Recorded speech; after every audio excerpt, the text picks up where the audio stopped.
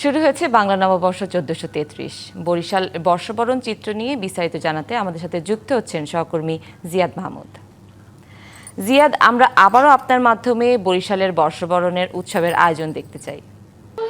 বৈশাখের রঙে সেজেছে জীবনানন্দের শহর বরিশাল। আমরা দেখেছি সকাল থেকে এখানে প্রভাতী অনুষ্ঠানে নানা আয়োজন চলমান রয়েছে, গান, নাচ, আবৃত্তি, মানে সংস্কৃতির যে অনুষঙ্গগুলো সেই অনুষঙ্গগুলোকে এখানে তুলে ধরা হচ্ছে। আপনাকে যদি জানাই যে এখনো হচ্ছে প্রভাতী অনুষ্ঠান শেষ হয়নি। প্রভাতী অনুষ্ঠানের পরে মঙ্গল শোভাযাত্রা অনুষ্ঠিত হবে, যেখানে যে বাংলা সংস্কৃতির আরও অনুষঙ্গ এবং প্রকৃতির যে অনুষঙ্গগুলো, টিয়া পাখি, প্যাঁচা সহ নানাবিধ প্রতিকৃতি নিয়ে যে অশুভকে দূর করার একটি স্লোগান নিয়ে তারা মঙ্গল শোভাযাত্রা করবেন। এবং আমি যদি এখানে যারা উপস্থিত রয়েছেন তাদের সাথে কথা বলি যে আজকের এই আয়োজনটা এই সম্পর্কে যদি একটু বলবেন এবং আপনার কেমন লাগছে, আর নতুন দিনে কি প্রত্যাশা আপনার?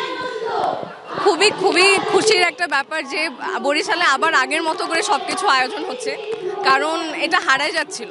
এটা শুধু বরিশালে না, পুরো বাংলাদেশের সংস্কৃতি এবং ঐতিহ্য। তো আমি ছোটবেলা থেকেই সংস্কৃতির সাথে জড়িত, তো এটা আমার জন্য অনেক বেশি অনুভূতির ব্যাপার। নতুনের প্রত্যাশা হচ্ছে যে আমি নতুনভাবে আবার শুরু করছি একাডেমিক ক্যারিয়ার, তো ভালো কিছু করা, সবার জন্য দোয়া করা, সবার জন্য আমি ভালো কামনা করি। হ্যাঁ, 200-র বেশি সার্ভিস ও ফিচারে লেনদেনের সব বিকাশ অ্যাপে সম্ভব।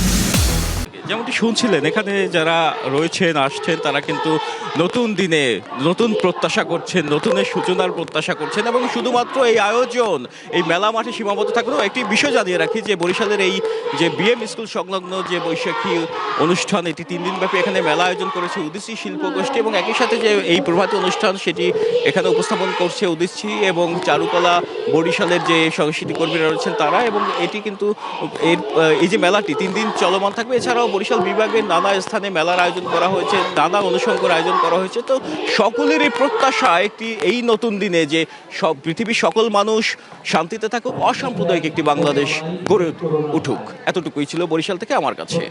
জিয়াদ, ধন্যবাদ আপনাকে।